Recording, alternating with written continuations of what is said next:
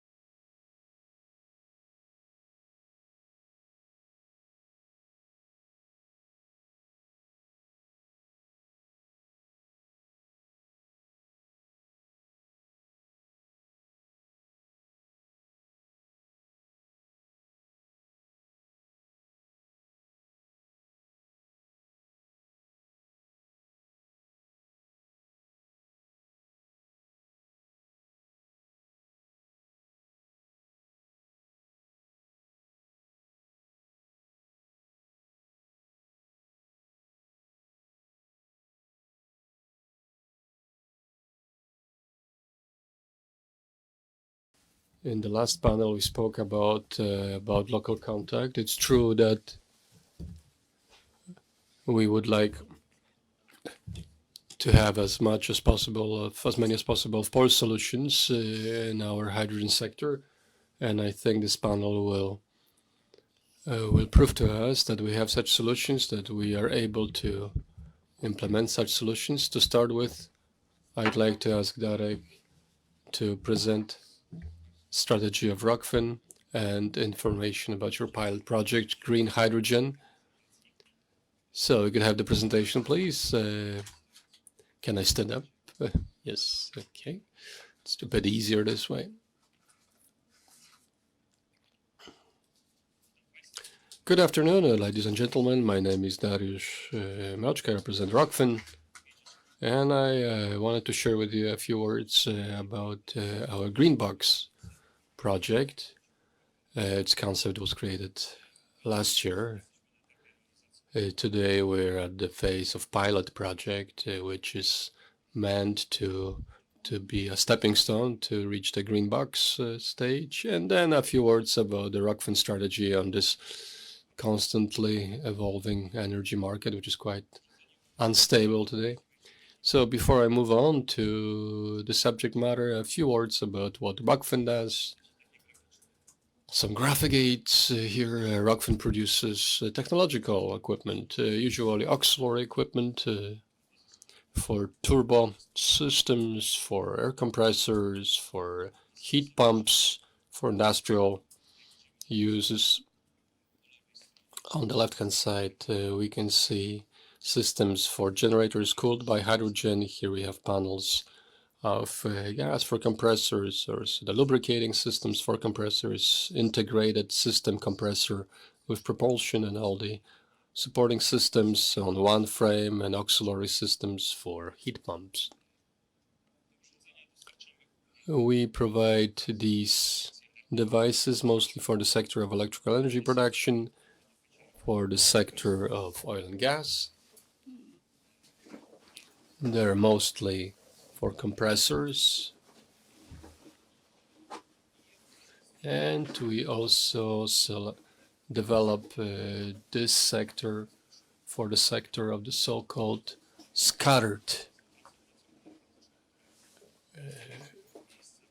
So we've created in the organization a department, a division, which concentrates specifically on this sector, on these devices, plus generally industry production of various devices. We also offer our own components, filters, purifiers, separators, tanks in European standards and American standards. This slide was presented last year, and the topic of my presentation back then were devices working with oxygen, which Rockfin has produced last year at this time anyway. So this is the middle column, ongoing, and also the ones we are working on, we want to produce. Last year we've made quite progress, because first system for mixing hydrogen with gas appeared as fuel for gas turbines, and we've also manufactured first prototype of a system creating electrical energy from a mix of natural gas and hydrogen based on the technology of high temperature fuel cells produced by Mitsubishi Hitachi. Today this slide looks somewhat different. We are carrying other systems. We are talking to our clients for production of more systems of production of energy from gas and hydrogen. And physically, for implementation, we have more projects, auxiliary systems of electrolyzers, proton exchange membrane for Siemens. We have 4 projects which are ongoing now. When it comes to hydrogen compressors, we want to design and integrate piston compressors and membrane compressors with all the systems. We also participate in construction of commercial fueling stations, hydrogen fueling stations in Gdańsk and in Warsaw. These should be started in 2023. They should be finished in 2023. And in development phase, our green box, this is our own term, the term we use for a device which is to produce hydrogen from RES. And I'll concentrate on that project. And this is a slide for a presentation from last year. Our concept of a system which is powered by energy from photovoltaic panels. The actual power is 1,000 megawatts. They take space of about a hectare, and the system of hydrogen production, compression, preparation of water, control takes about 900 square meters. So 1.5 hectares of panels and 900 meters of steering equipment. Of course, starting up various sets of systems depending on energy needs, and it's also being supported by grid energy. This is what the concept looked like a year ago. The concept here was that the produced hydrogen is stored in tank sets, and then it's supplied to various places where it's used, to fueling stations or for technological processes.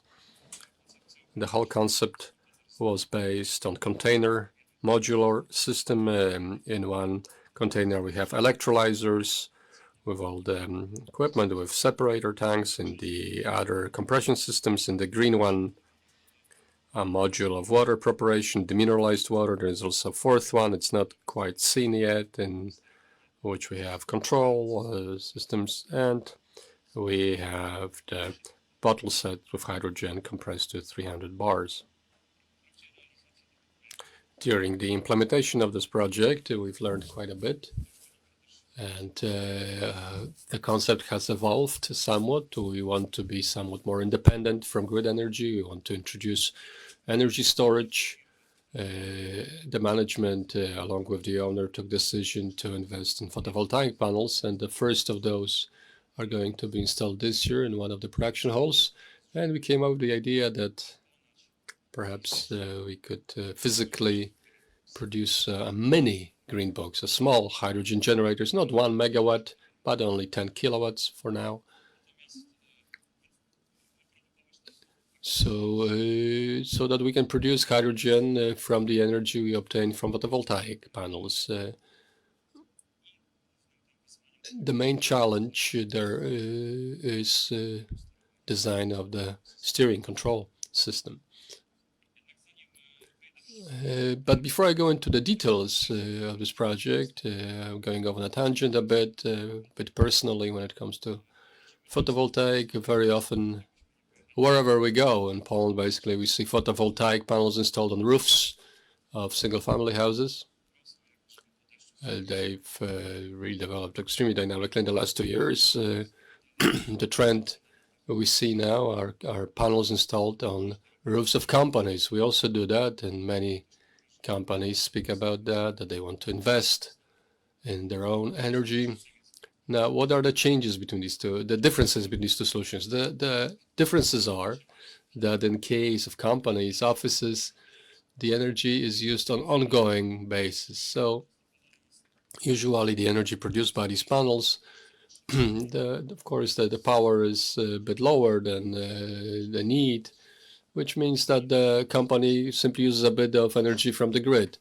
It's a little different here, completely different here, actually, because the peak production of energy is at these hours when there is usually nobody home. Only the refrigerator is working.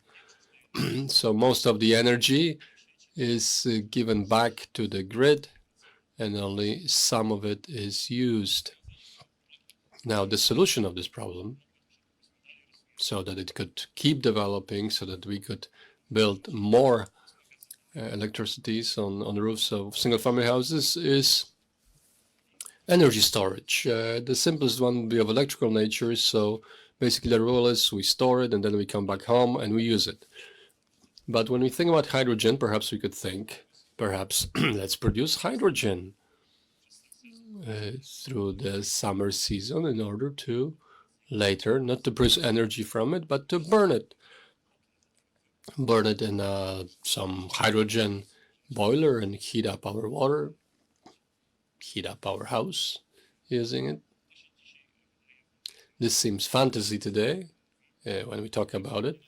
And together with my colleague, we've came up with some calculations what it would look like today for an average house, 100 square meters. So you have various types of construction, classic construction with large power consumption, about 70 kilowatts or more per square meters, annual energy for heating up water and heating the house. Energy saving constructions, low emission, passive. And we've calculated pretty much how much hydrogen you need to provide hot water and heating for a year. So in case of this relatively typical construction, that's 215 kilograms of hydrogen. It doesn't seem much. Usually that, you need a few tons of coal per season. Here I have only 200 kilograms. Now, in more energy saving based construction, it's only 107 kilograms. Now to fit that hydrogen in classical bottles, in the first case we would need 296 tanks, and in the final and passive construction only 42 tanks. Here we are talking about pressure of 200 bars. If we were to produce the hydrogen ourselves, then we would need from 35 kilowatt or peaks from the energy of installed panels for normal house, typical house, to 5 kilowatt of peaks for passive house. So you can see what a huge difference there is between classic construction and passive type houses. So we're probably going to go in that direction. That is the direction of decreasing the energy consumption of a building. Now, looking at these numbers today, it would be difficult to imagine that somebody would like to have in their basement or in the garage 350-liter tanks with compressed hydrogen. So it's still a bit of a fantasy. However, if we take into consideration the fact that energy saving, low energy, passive construction will increase, and we will have not on 200 bars, but 600 bars, then of course these numbers will decrease threefold. And then it starts making sense. Here I'd like to also mention a certain brother of solar energy, which is wind energy, when we talk about green hydrogen. For our region, this is the monthly distribution of energy production from 1 megawatt photovoltaic farm, what it looks like in particular months, and this is what it looks like for wind energy. We can see that these energies supplement each other, where we have little energy from photovoltaic. January, February, March, we have more from wind. So when we talk about this, where we see these pictures where we have photovoltaic panels and then in the background windmills, wind turbines. Now I'd like to go to our pilot project, which is supposed to create our green box. This is this mini green box project. 50 kilowatt of peaks of photovoltaic panels. Then you have inverter. Then you have distribution, and here our production facilities. So once it's installed, in real time we take the energy from the panels. However, at this point we're working on building a small system, 10 kilowatt one, 5 times less than the power of installed panels, and energy storage 25 kilowatt hours, so that we can perhaps in April, May, we could actually disconnect our panels from the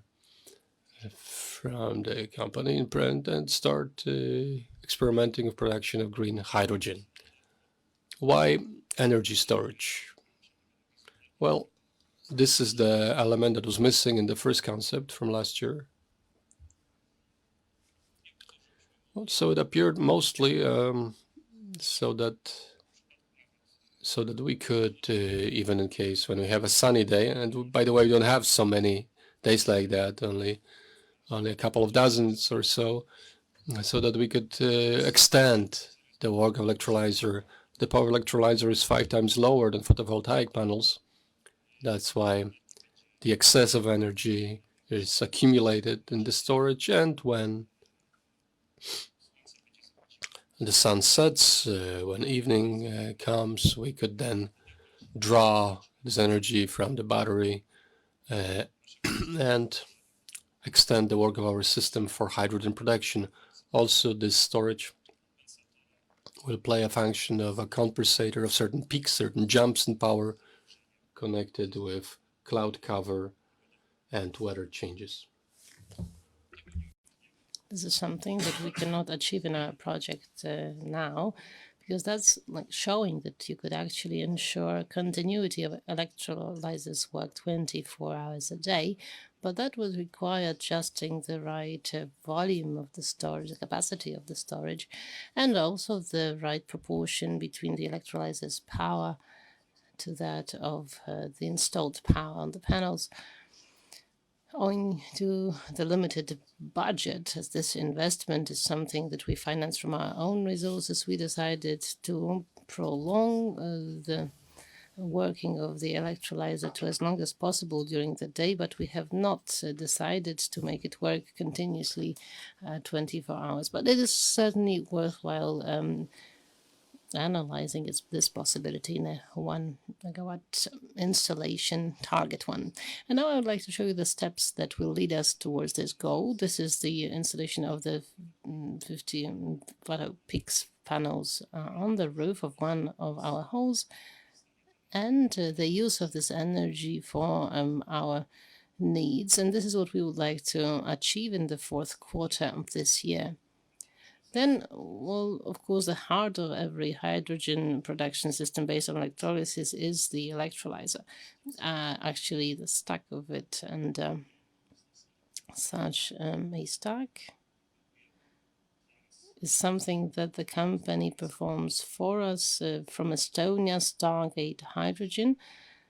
We've been cooperating with this company, and today in the morning before the conference we signed a letter of intent concerning our cooperation on this project and 1 megawatt projects.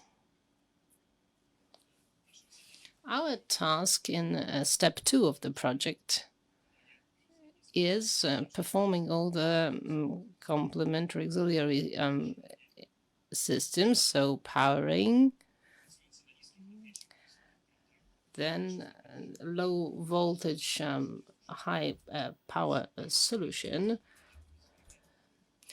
so the rectifier, and then the control system, obviously, the separation tanks for hydrogen and oxygen, electrolyte circulation and electrolyte cooling systems, water preparation that has to be refilled in the separation tanks. And this is the step that we would like to make happen Q1, Q2 next year.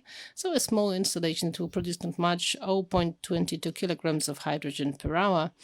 But we care very much to simply test the entire process in the making. And in step 3, we would like to connect a TV with weather forecast, like in the song of one of the Polish bands, glassy weather.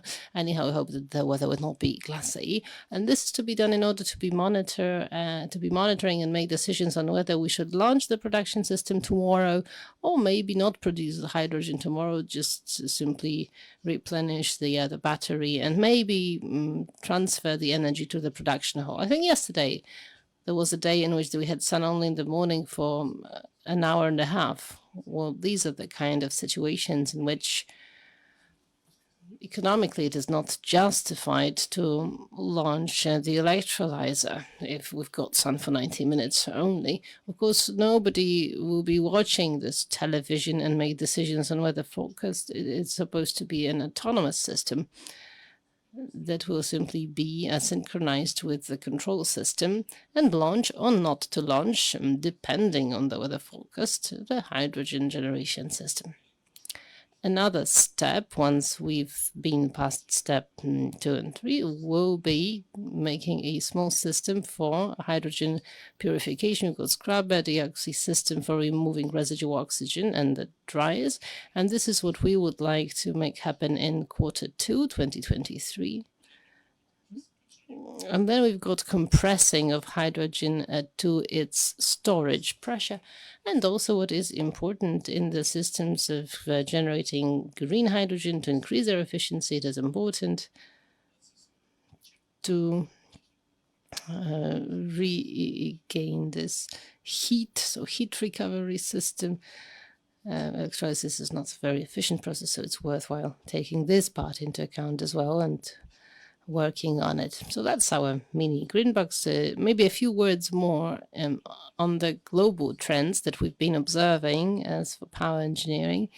We've been working for many, many years now for the centralized energy, so big power plants basing on all sorts of coal, like brown coal, natural coal, and also nuclear energy that results from many years of projects implemented by conventional energy. Well, we know that nuclear business will be developed, but as for conventional energy, we often hear that decentralized energy is going to set in. So producing energy in the places where it is needed, so small systems, small local power plants, producing energy so as to cater for local needs. That is why we also created a division in the company that is supposed to be responsible for this sector. And how do we approach this dispersed energy? Well, it is partly still resting on fossil fuels, but mostly on natural gas. So these are smaller gas power plants, the so-called combined heat and power plants. So those that also produce steam from residual heat, from the fumes, from the exhausts. And this energy of the vapor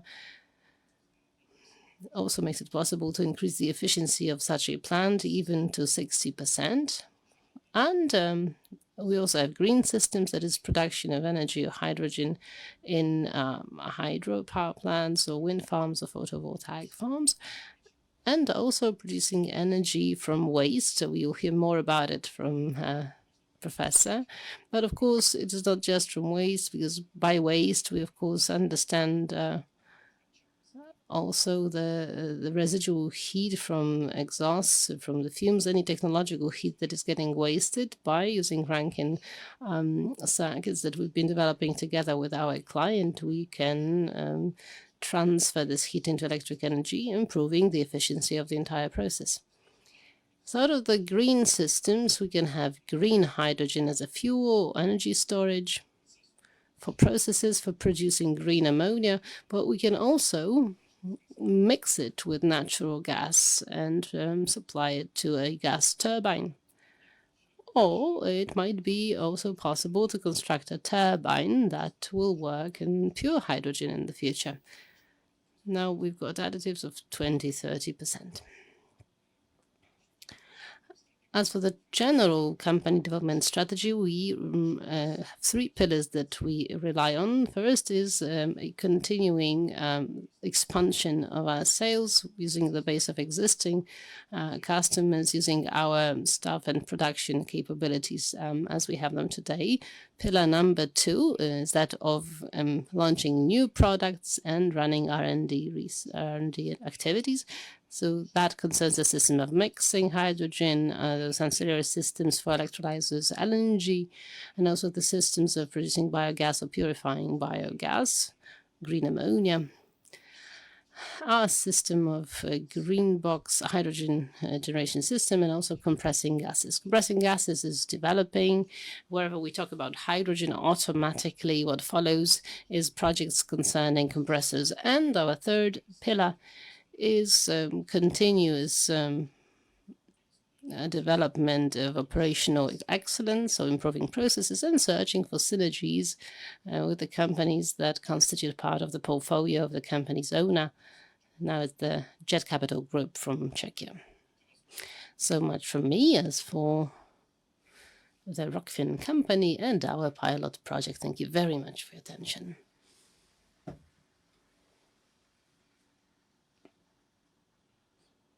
Thank you very much. I would have a series of questions concerning the presentation.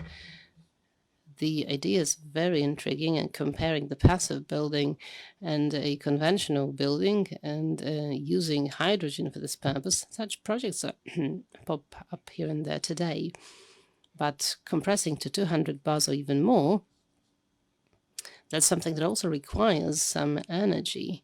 So I'm not sure to what extent that would pay off.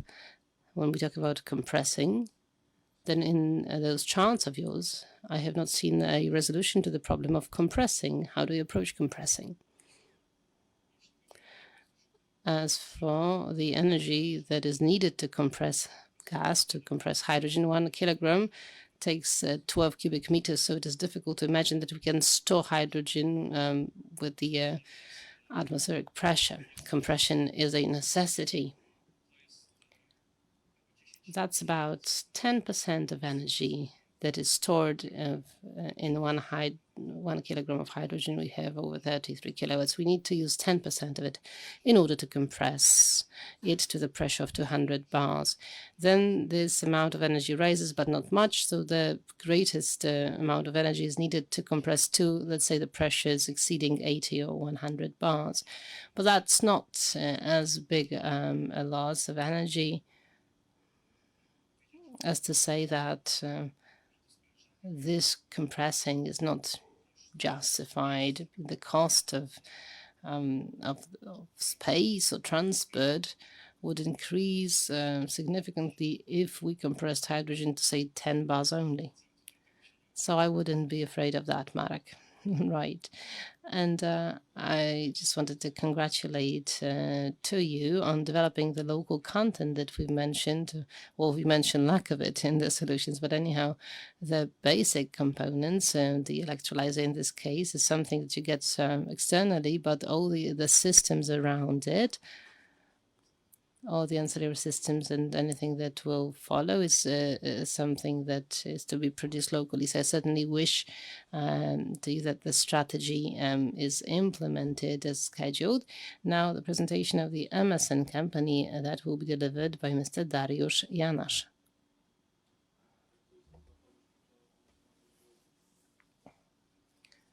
Good afternoon.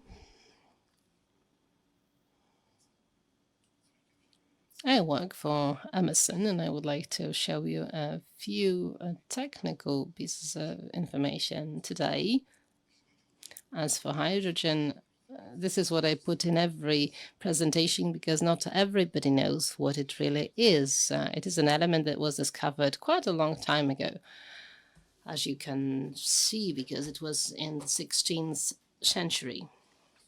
And we've known more about it ever since the 17th century, so we've gained some experience concerning it. The Azoty group produces about 500,000 tons of hydrogen a year. That means that, well, we can talk about a certain scale of experiences. As some hydrogen-related conference mentioned, hydrogen is said to be dangerous. Well, it's not. It's a gas like any other gas. Sometimes it is even safer because it doesn't like to get accumulated. It is much lighter than air, and it is hard to keep it in a single spot. So it is not such a scary gas as people like to see it. It got the Polish name. It was Jędrzej Śniadecki that gave it this name, taking the Latin stem. Then it was shortened to wodór in Polish. That was the story of hydrogen. This is a table showing you the quality of hydrogen for the uses in hydrogen cells. Of course, this is just one of the many uses of hydrogen, and this use requires top quality. It has to be super pure. It's mostly about what you can see at the bottom of the table. See how much sulfur there is, 4 ppb. So 4 parts per billion. It's like 1 particle per billion. That's 1 ppb. 4 particles constitute 4 ppb, so that's the level to which you need to purify it. Now, will there be sulfur as a result of electrolysis? Well, theoretically, it shouldn't be there, because where would it come from? Well, but the truth is it does appear somehow in classical methods of producing sulfur, such as steam cracking, where sulfur is obtained today or in the future. It will be obtained from materials different than water. So, for example, a decomposition of some waste. This sulfur will always be there, so it will have to be removed. Let's move on now. 2 words on Emerson. The company is a world supplier of a number of systems and solutions for industry. We are a partner that chemical industry cooperates with, refineries and power industries cooperate with. In our country, we are a rather well-recognized supplier of services and equipment, let's put it this way. As for hydrogen production distribution, we have been supplying scalable control systems, different sizes, from a big DCS controlling the entire plant through to smaller solutions and controllers. Then we've got measuring equipment, gauges that give an input for the controlling of the entire processing, the production distribution systems for hydrogen. And not only, then we have some executive tools and automation that simply follows the orders as defined, the commands as defined. We have different sorts of hydrogen that nobody's mentioned. That is why I'm showing you this slide. Normally it is the case that somebody has mentioned it already, but anyhow, what is most interesting is, of course, the green hydrogen, and we see the traditional way to obtain it through electrolyzer, but of course this is not the only way that results in the production of it, but it's about most frequently talked about now. And if somebody thinks green hydrogen, they also think, electrolysis was applied. It appears to be a main trend, and this is probably owing to the fact that the energy produced on the northern sea, so basically with the use of offshore wind farms, is transported in the form of hydrogen, be it either seaborne on a ship filled with hydrogen, or with the use of a gas pipeline where hydrogen is transported from the offshore wind farm, and it is 20 times cheaper than sending it by the grid. This is the Swedish, Danish, and Norwegian findings as far as I know. So it appears that platform resting electrolyzers will accompany the offshore wind farms. And as you can see, its main consumption for now is that by refineries to produce fuels, and also the production of ammonia.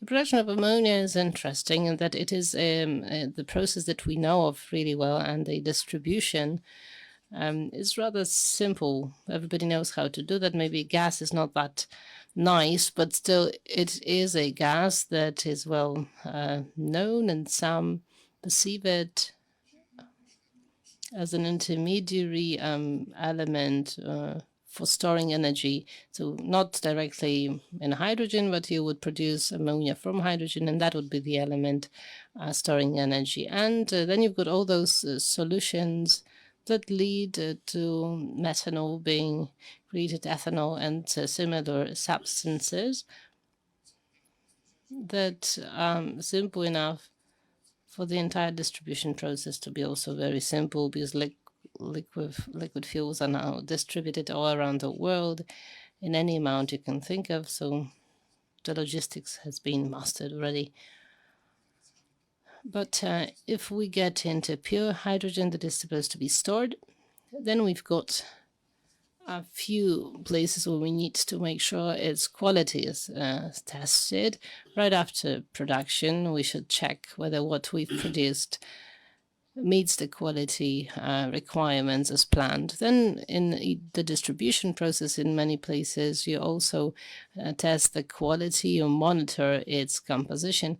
And regarding the potential use for it, the intended use for it, well, if we use it for burning it in a combustion engine, it doesn't have to be of the top quality. The one I presented in the table a moment ago, there's no need to bring it to this quality. It's enough to dry it, and then the combustion engine will use it. Why do you need to dry it? Because it will be compressed. If it is to be compressed, it has to be dry, because later on various strange processes set in, like condensation, cluttering of the pipes, and so on. So the gas has to be dry. And here you've got the devices for monitoring the gas. Basically speaking, the majority of processes will be monitored in real time, of course, depending on the scale that's related to the financial side of it. And the basic tool for monitoring the quality of gas is a chromatographer. Regardless of whether it is ours or any other, you'll be using this tool to monitor hydrogen quality. That's the basic piece of equipment. And the same piece of equipment will also be used by companies that have labs. Also, laboratories will use chromatographers, maybe not the ones you see here, because they are to be used in those explosion-threatened areas. That is why they look so strange. These are anti-explosive casings. So you can put them directly in the zone where there is threat of explosion, and where is hydrogen, usually such a explosion threat zone is eliminated. Of course, some of my colleagues will tell you more about safety. They will tell you how it is done and where this zone is demarcated and where it is not defined. If hydrogen is to be used for fuel cells, we are getting into monitoring of those substances whose concentrations are really low. So we require a number of different technologies. Chromatographer will not always be able to detect the levels of a few ppm. So what we use here is laser technology mostly. There are 2 or 3 such technologies. They are quite new because these technologies were created some 6-7 years ago. Some maybe 8 years ago. Well, the experiences we've gained are quite promising. Now, with classical hydrogen produced with the cracking method, we use these new technologies, and we've got a few uses in such facilities. The entire analytical process concerning hydrogen production with the use of electrolyzers requires quality testing in different ways. We've got the water preparation, and we've got the issue of safety. It is not as important as with hydrocarbons, for example, safeguarding them in refineries. Well, we cannot really use the same tools. Hydrogen has its own characteristics. It is much lighter, always rising to the top. You cannot see a hydrogen flame. It is not to be seen in daylight. You can actually get into the flame. You can sometimes only detect it by observing the movement of air. So what is required here are some detectors, UV detectors, which is not always very obvious.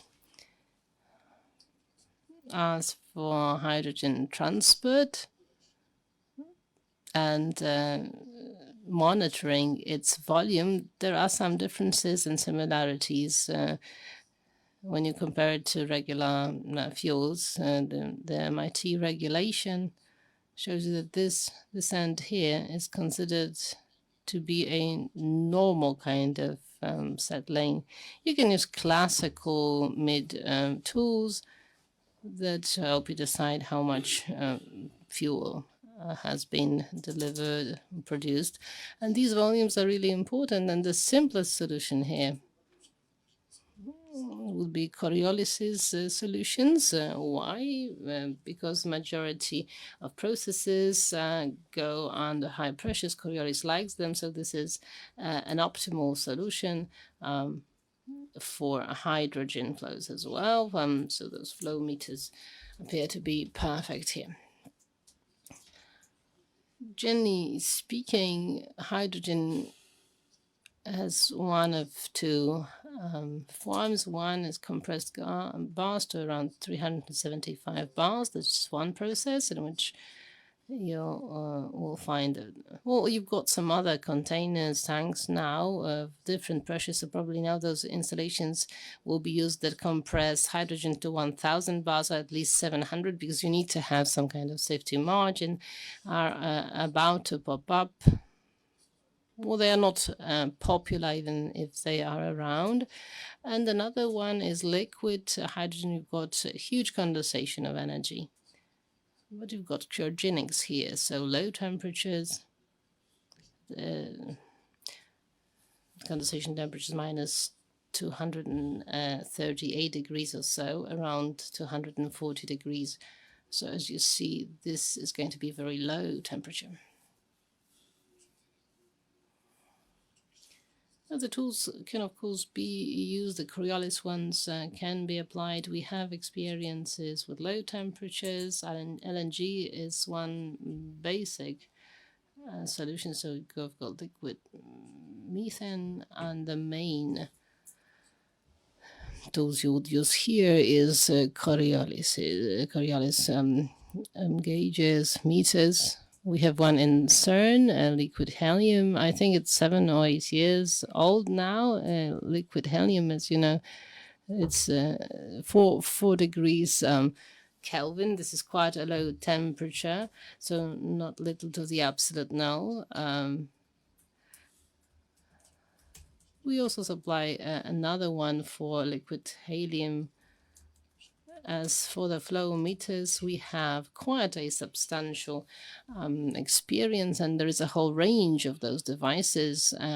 It depends very much which we use, will depend on what kind of uses we plan. We've got from a few kilos per minute. It's mostly about filling up to several dozen. The equipment itself has to withstand many cycles, be precise, and also long-lasting. They have to be durable. As mentioned, the tool that is dedicated to fuel stations is supposed to ensure the possibility to fill up the car every 2.5 minutes, and it should last for 20 years. How come it is possible? Because there are no movable parts here, so those devices are pretty simple. 2 pipes is what you've got there that vibrate a bit, and that's actually the entire philosophy of this measurement.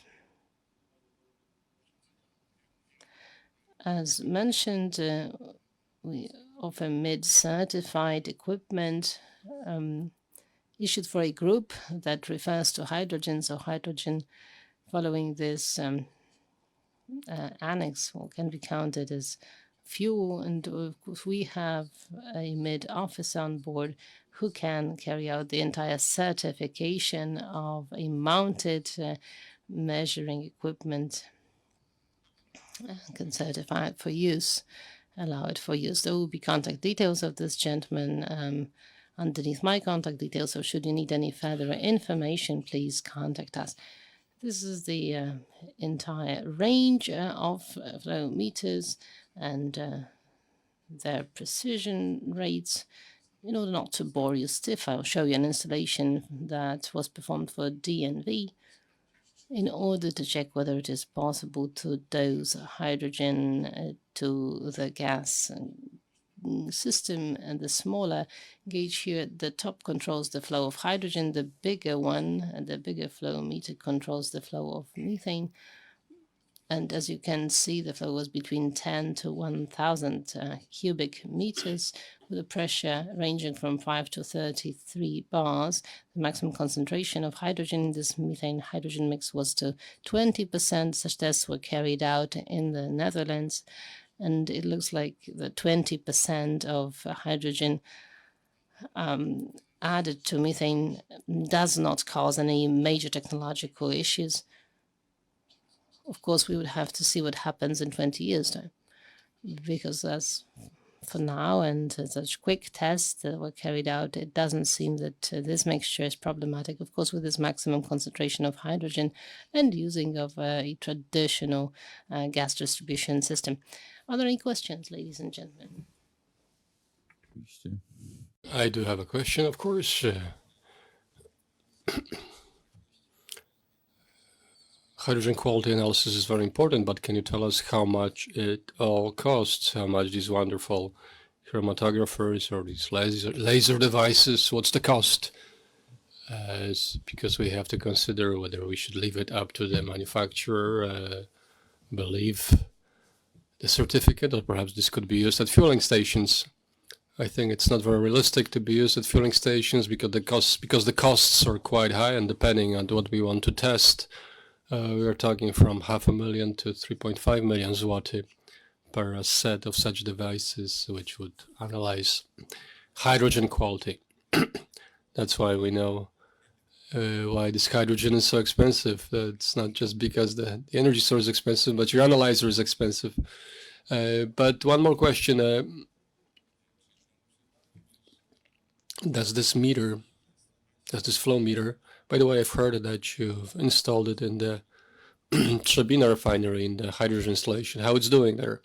Yes, we do have such installations for fueling up tank-equipped vehicles, tank-carrying vehicles, and it's working efficiently, working well. So I do hope everything else will also work well. Thank you very much.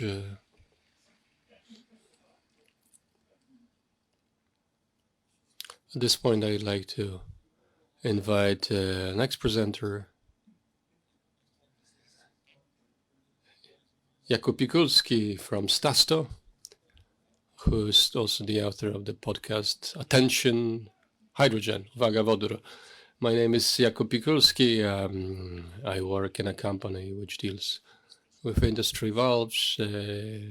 As a hobby, together with Pavel, we have a podcast about hydrogen. I must say that recording a podcast at home is easier than talking live to such a large group of experts. However, there is a certain plus. Today, I'll finally talk about things I know about. And these are going to be valves. And I think that over these 2 days, we'll be able to see quite a lot of interesting information about these rather large, comprehensive solutions, sophisticated ecosystems.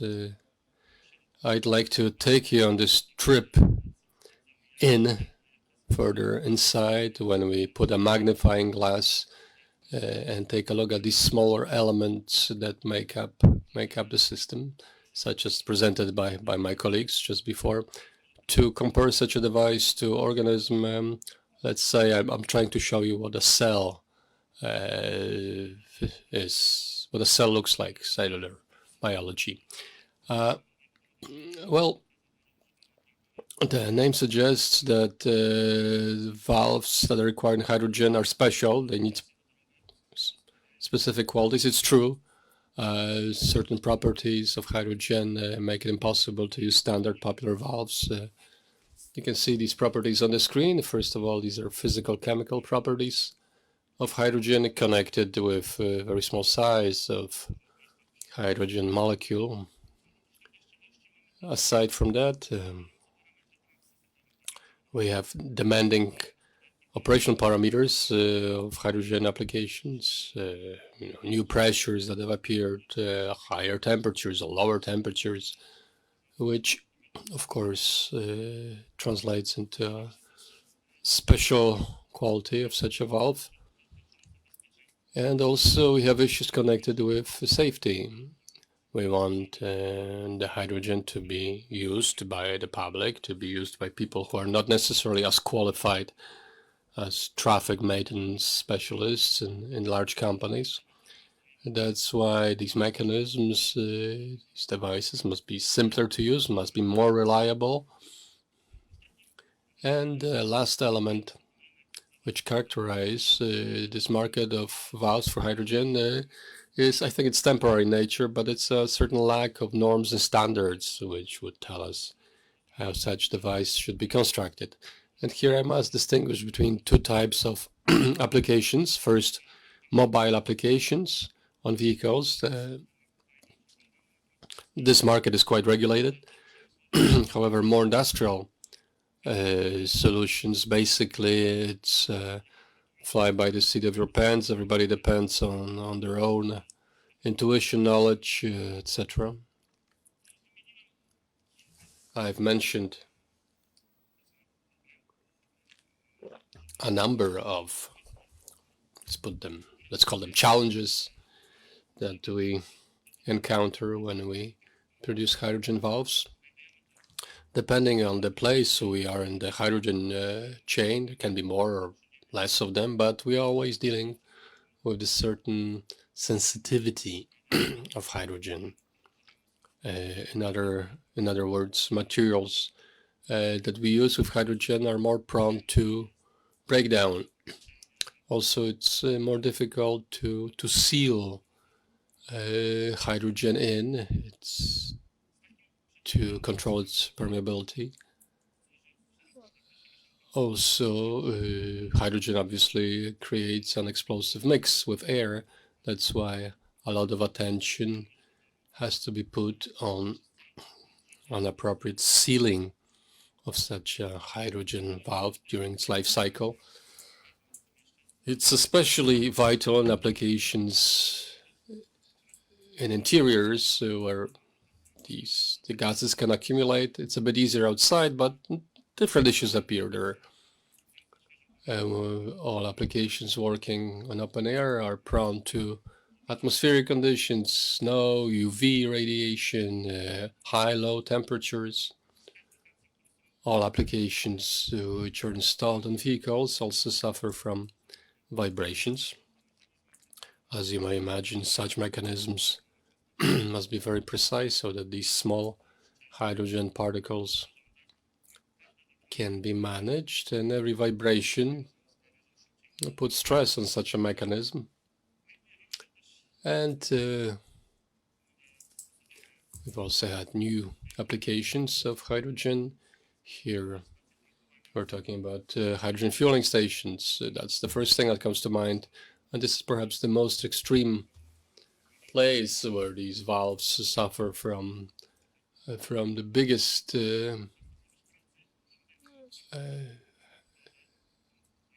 dangers, because of course such a valve works hundreds of times a day. These are not industrial applications where we set parameters of a given device and just functions all day at the same level. Here we have open, close, and so on. And this valve must be able to take it for years. And something about also purity of hydrogen.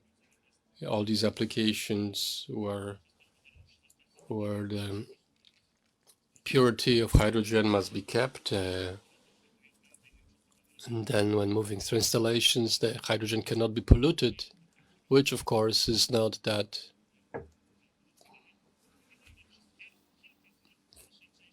I've mentioned all of them. I'll go more in detail later in my presentation to show you what sort of solutions we use to deal with these issues. However, I must give you some general information about valves first. Perhaps you're not going to use that knowledge on an everyday basis, but we're all here also to widen our horizons a bit, our perspective on hydrogen economy. So perhaps such knowledge about valve construction could be useful.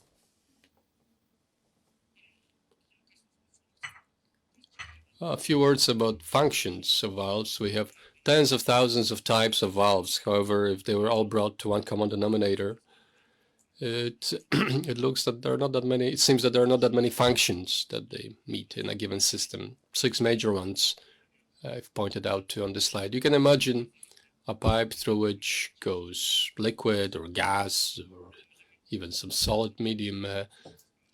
What can we obtain through using such a valve? First, of course, we can stop the flow.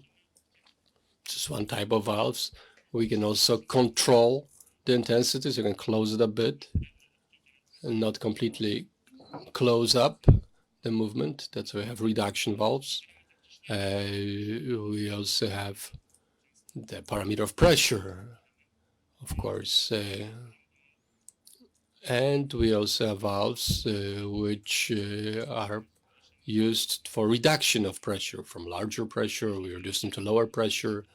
Of course, if there are certain forks in the pipeline, we need valves that need to control the directions, usually 3-way valves. We may also have a situation where the medium flows only in one direction. So we have a valve that's one way that prevents the medium to flow back. Finally, the element which is especially important in hydrogen applications, these are safety valves. These are elements that do not have any operational function in the system, but they're installed so that in case of a breakdown, it can prevent damage. Here we mostly have situation when we have uncontrolled increase of pressure.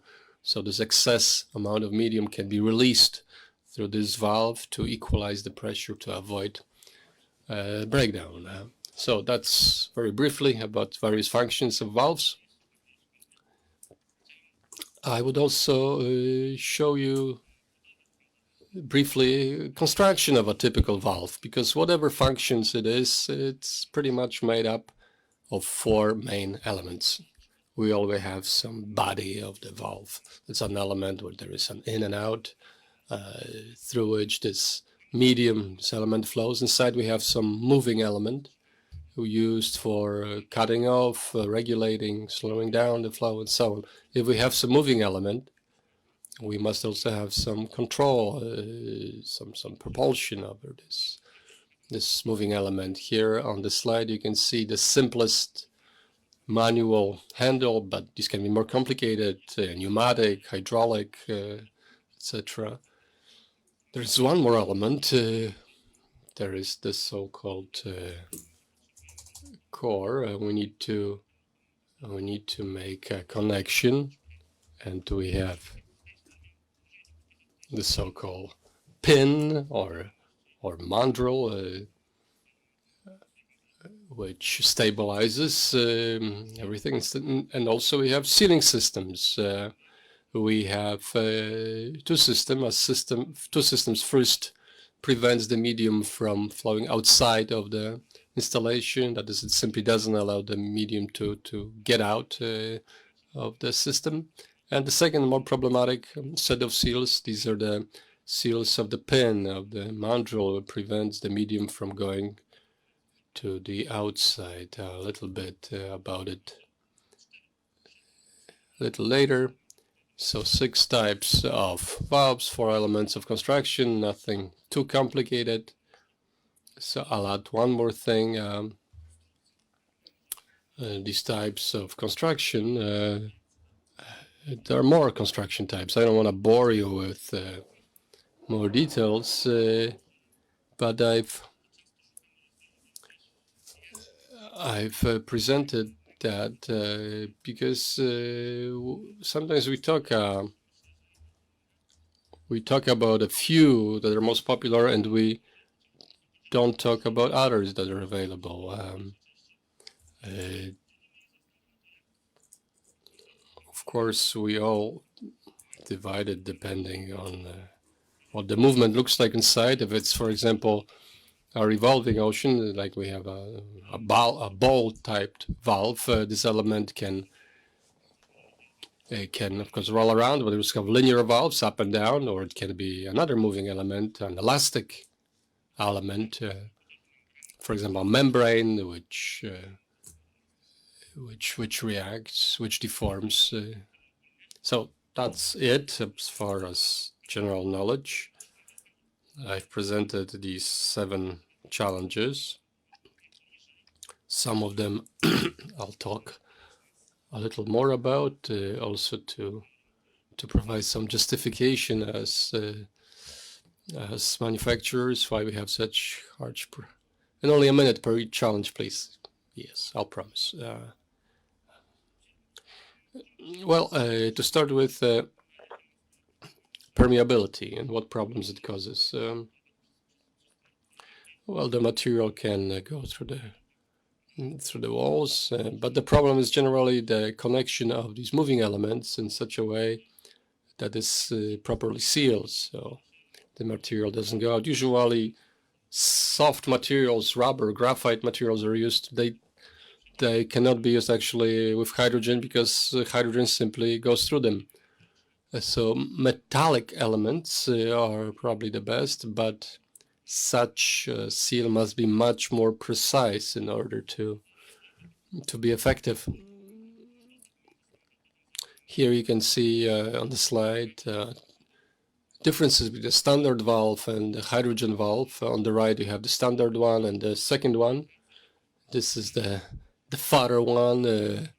This is the hydrogen valve. It's fatter, much more material, much more precise in order to deal with the properties of the medium. I've also talked about the explosive quality of hydrogen. So first of all, such hydrogen must fit 2 perimeters. First of all, hydrogen can go to the outside and create this explosive mix, and also the valve cannot be a source of ignition. That's why we have this sealing of the valve stem, which are done in an appropriate way. Of course, I need to, I think, to shorten my lecture a bit, run out a bit too much. The valve must be also anti-static in nature because there are metal elements. These metal elements can actually be charged, a spark can be generated, and we can have ignition. That's why valves for hydrogen must be done in such a way, must be manufactured in such a way so that all elements are manufactured in such a way so that no such phenomena take place. There are special technologies here. So a little bit more about, if I could add something, I've added on each slide a certain point about required certificates. My point was here that if you're going to use such valves for hydrogen, and if you want to be certain that producer of such valve dealt with such element, if you ask him for such a certificate, for example, ATEX or fugitive emission test, you'll have a certainty that this explosibility of hydrogen is under control. We also talked about the sensibility of hydrogen. Mentioned already metal elements, and it's a bit easier here because we have set alloys that we can use usually with certain nickel content, but it's a bit worse when it comes to rubber-like materials. Now we are using a norm which deals with production of technical tanks, usually with hydrogen. We have a list of materials which can be used. So a certain solution is taking one of the materials from this list. We also have the element of high pressures and extreme temperatures. Before that, we already had the list of materials limited by hydrogen brittleness, and to it, we also need resistance to pressure and the behavior of the valve in low and high temperatures. So out of this short list, we derive an even shorter one. A number of these issues are resolved by creating a complicated construction solutions. This is again a ball valve, but what it has to do with ball is just a name, because actually the structure has to be far more complex for the valve to withstand the high pressures, to handle them somehow. And let me tell you one more thing that I did not mention before, and it's important with high pressures and gas systems. We've got explosive decompression phenomenon. High pressure gas may permeate to the rubber material, and when the pressure drops, then the volume of the gas increases within the material, and that may lead to explosions. And that's something that should be paid attention to when you select the materials. There is also, lucky enough, the list of materials tested in terms of their explosive potential. So again, when you use hydrogen valves, you should pay attention to it and use only the ones that have the certification concerning the explosiveness. Challenge number 5 is related to the fact that the valves for hydrogen in new applications needs to be far long-lasting.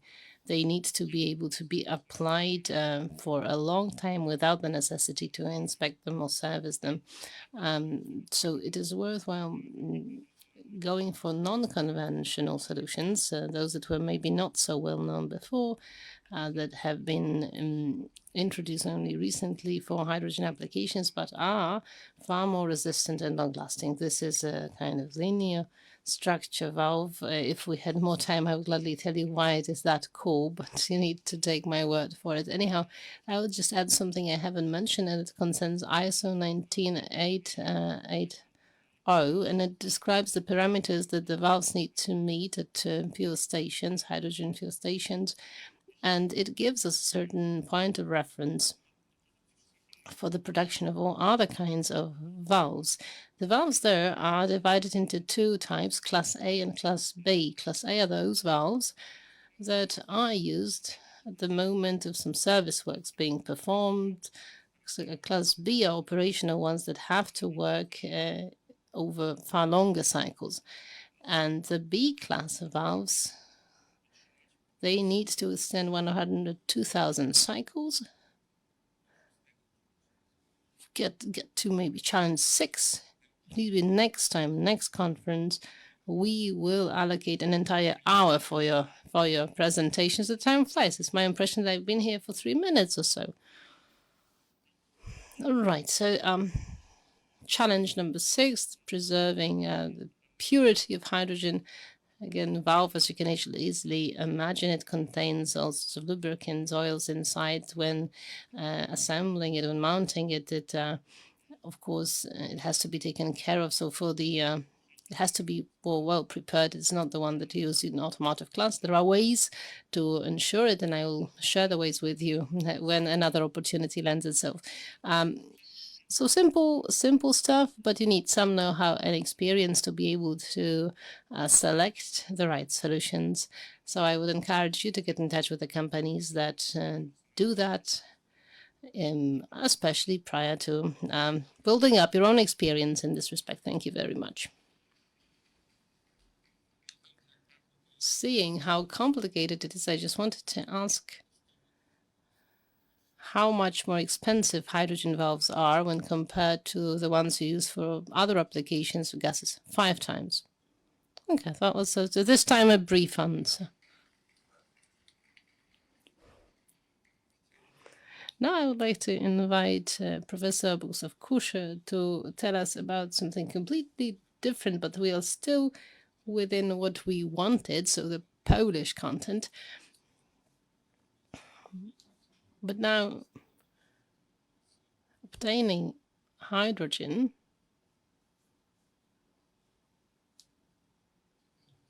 Thank you very much.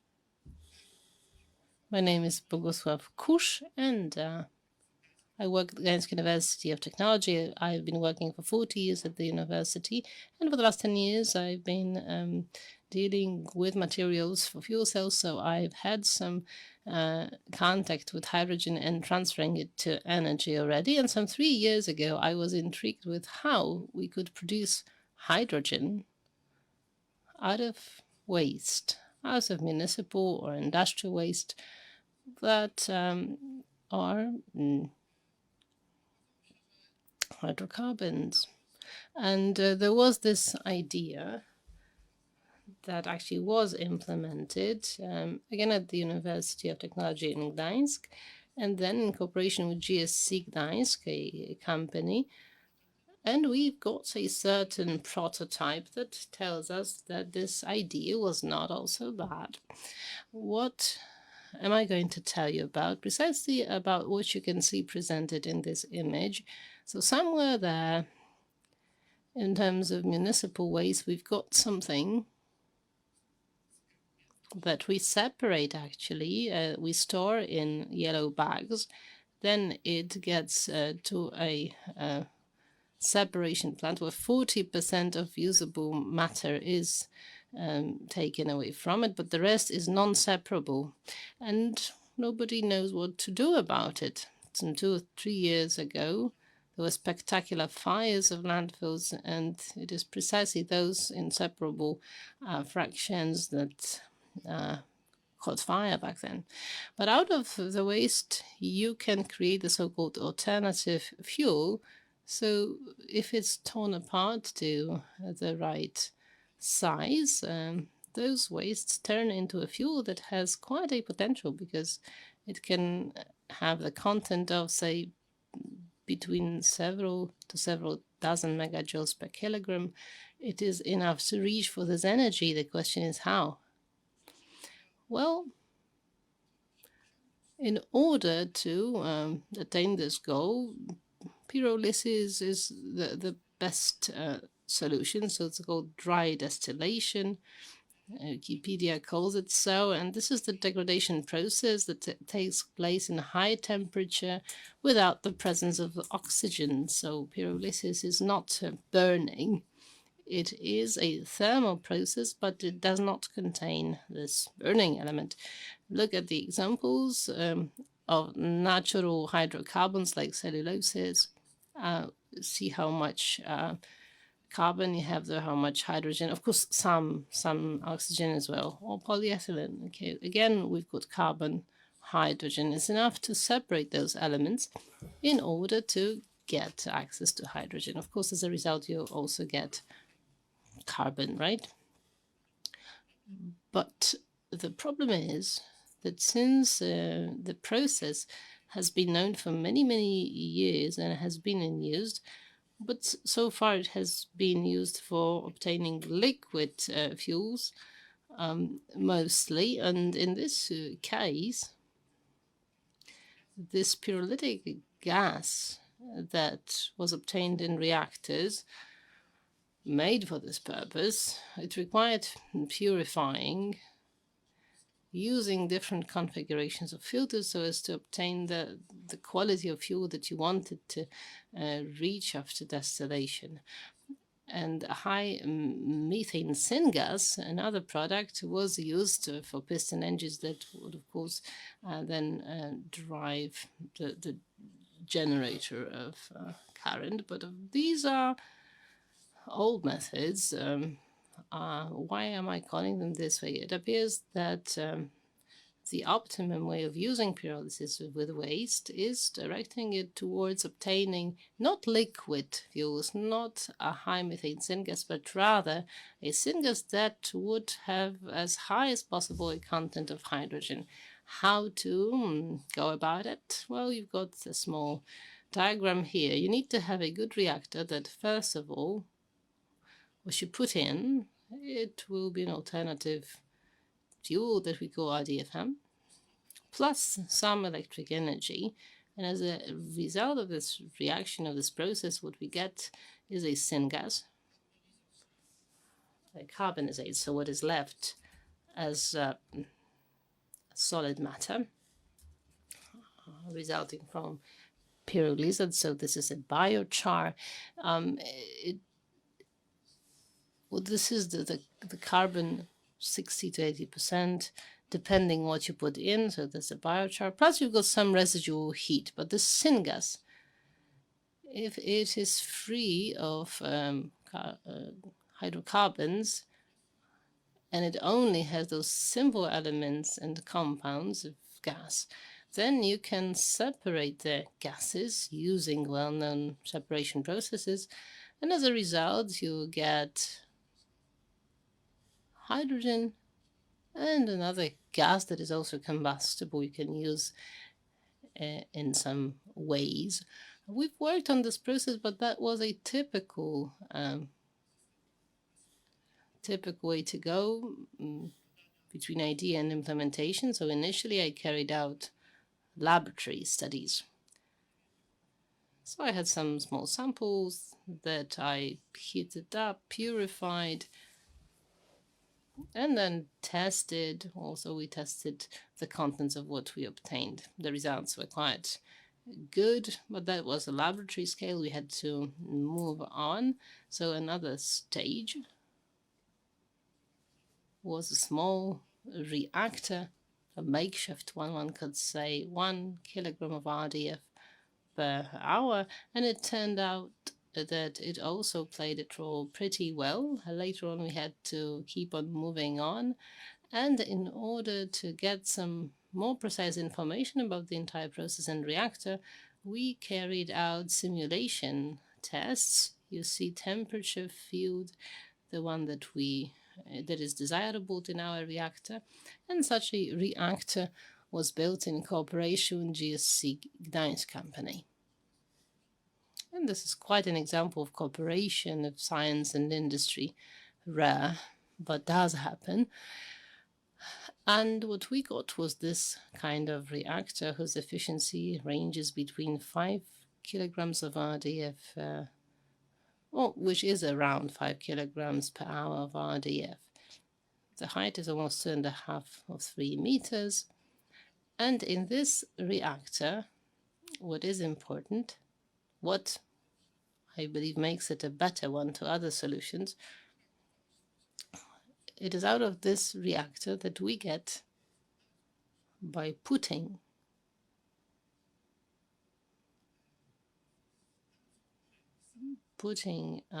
material from the top, for example, RDF, we've got it in the pyrolysis area, then the bindings between atoms are broken, then we've got the reduction and purifying zone, and this pyrolytic gas is something that resembles the whatever gets out of the chimney of your neighbor. But anyhow, then it changes into those simple compounds. We've got purified syngas that goes straight out of the reactor. Look at its composition. It's quite telling. Around 50% of hydrogen, 20% of CO, 15% CH4, unfortunately some CO2 as well. And of course, continuously what is removed is the biochar, so this solid part. And so now we can say that we have a certain product, because this product can actually be used either in chemistry or for fueling a generator, typical power generator, turbine one perhaps. I think it is a loss, though. It's a pity to use this hydrogen this way, because it is something very valuable. That is why the future should actually suggest some other uses for this syngas. To get this pure syngas, well, actually, we do not need any major filters to use it. Sometimes they would be bigger than the reactor itself, and that would require space, but also financial resources, and so on and so forth.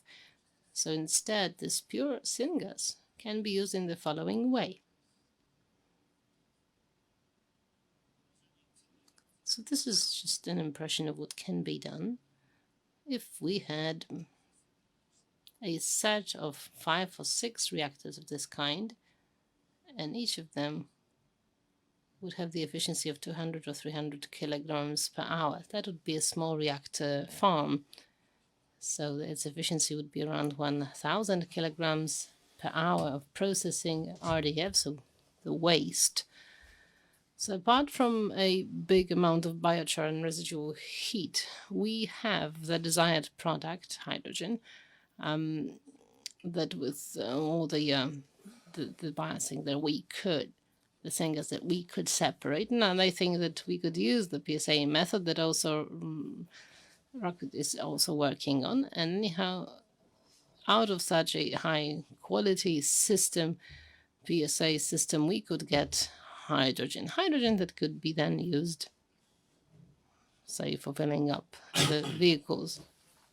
Again, you need to remember that in the entire energy balance. We've got the compression of hydrogen, which is costly in itself. But what is worth doing with the rest of gas that remains once hydrogen has been separated from it?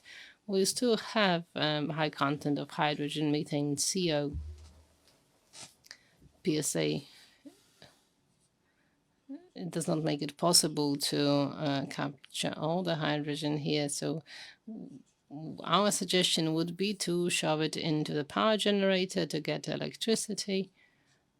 That would return to our system. All this to reduce the amount of energy necessary to produce this mythical kilogram of hydrogen. First estimates were made, and they're as follows, just to make us aware of how much we can get from the waste. They don't need to be, it doesn't have to be municipal waste, but industrial waste. Perhaps too, you could use the waste from furniture making industry, so timber. So out of a ton of RDF, you can get around 340 kilograms of hydrogen. It seems not to be that much, but it is certainly worthwhile fighting for. Somebody would ask us about the cost of the entire process. Well, just to make a comparison of it, let me compare how much energy you need in order to get a kilogram of hydrogen from electrolysis that we've heard about. That's 45 kilowatt hours per kilogram. And you cannot really do much about it because it's for the physics. But in our situation with the solution that we propose, it would be less than 10 kilowatt hours per kilogram. We even made some rough estimates of the price of the cost of producing 1 kilogram of hydrogen. Prices from last year, mind you, because now the prices has gone crazy. It's difficult to make any comparisons really, but given that last year $5 is what we had to pay for a kilogram of hydrogen, our price, of course it's just a rough estimate, would be around 10 zlotys. Maybe you should add something to that for the more servicing of the entire system and so on, but please pay attention to the fact that within those total costs, you need to also take into account the cost of what gets into the reactor. Do you know how much a ton of RDF costs? Minus 500 zlotys. So those who provide you with it actually pay for you taking it away from them. So I think that owing to this, the price could be reduced actually rather than increased. Of course, the market price changes. It ranges between 300 and 700 zlotys depending on what the demand is. Wrapping up. What do we want to offer and what do we strive for? We would like to move from this 5 kilogram installation to a 200 kilogram reactor. And this is something that is under construction now. If it meets its parameters, and somebody has mentioned scalability and the fact that sometimes it constitutes a hard challenge. You cannot simply multiply the parameters and everything is fine. So we expect some issues to occur, but still we believe that the system is scalable and we should be able to reach the final result. And as a result, if we then manage to build such a system relatively closely to the entity receiving this hydrogen, like a city of Gdańsk, Gdynia, or some bigger municipalities, then the situation is that we have a system that we hope will work smoothly that changes those ugly, useless things that you have no idea what to do about, and you can transfer them into something that is really in demand and that we need for this low emission transport or road transport. And also, we can also use it for general transportation related purposes. So we certainly hope this will be the case. And this is just a vision, an artist's vision of such a system. Please notice that if the electric energy demand is met with the use of wind or solar power, then we also have this element of this hydrogen being green. If we take care of the waste that wouldn't be used in a different way, that would be greenwashing in a positive sense, in a literal sense. PSA is a well-proven technology, and of course, the system of accumulating hydrogen is something that has also been well recognized. It does not stink. There are no fumes. Well, the only thing that can be emitted to the air is, well, as much as LPG cars would. And that's all from me. Thank you very much. Not quite. Sorry. This is our nice logo with our motto, which basically says what we want: waste to hydrogen. Thank you very much, Professor. We've decided to invite you because we know that you're looking for investors to be able to implement this installation quite widely. But let me warn you, do not use this analyzer because it's not going 10 zloty per kilogram per hydrogen, but much more expensive. Not much choice, true. Then you need to go down. I found an analyzer for 120,000. So there is some hope. Well, it's not fireproof, but well, I'd like to point attention to the fact that in waste recycling, our legislator luckily introduced the term chemical recycling, which allows all plants or companies which collect waste to engage in this type of recycling, not aimed at energy production, but in the chemical direction. And then obviously we need to define the installation as installation producing hydrogen. We shouldn't say then that hydrogen is going to be used as fuel, as power source for engines. It's going to be hydrogen for electrochemical reactions, which will take place in fuel cells. So that's all regarding this panel, a bit technical, but thank you very much. Jesteśmy największą metropolią w Polsce Północnej. Jesteśmy otwarci na to, co nowe. Jesteśmy świetnym miejscem do życia. Jesteśmy Trójmiastem i dlatego zawsze będziemy dbać bardziej.